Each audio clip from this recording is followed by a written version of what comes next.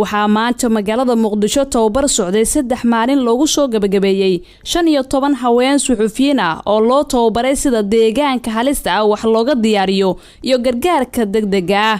muddadu tababarka socday waxay ka qaybgalayaashu ahaayeen kuwo door muhiim leh ku lahaa tababarka.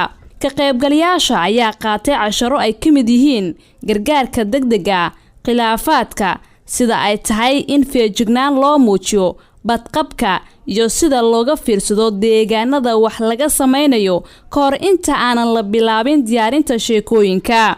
Kowsar Cabdulaahi Maxamed oo ka mid ahayd ka qaybgalayaasha ayaa sheegtay inay wax badani ka barteen tababarka, tusaale sida wax looga tabiyo meelaha halista ah iyo qaabka loo feejignaado. sidoo kale Faadimo Cabdifataax Muuse oo ka mid ahayd ka qaybgalayaasha ayaa sheegtay in tababarkan u baahneed qof ahaaneed wax badanna ay ka fahamtay habka wax looga sameeyo meelaha halista ah iyo sida loo caawin karo qof kale haddii ay wax gaaraan. gudoomiye ku-xigeenka ururka haweenka suxufiyiinta Soomaaliyeed Nasriin Maxamed Ibraahim oo tababarka soo xirtay ayaa sheegtay in tababarka la sii wadi doono gabdhahana looga baahan yahay in ay dadaalka sii wadaan.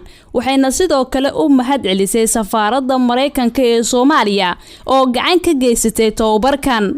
ugu dambeyntii tababare Axmed Maxamed Shariif ayaa sheegay in muhiimadu ay tahay badinta tababarada noocan oo kale ah, isaga oo gabdhaha u jeediyay inay sii kororsadaan aqoonta.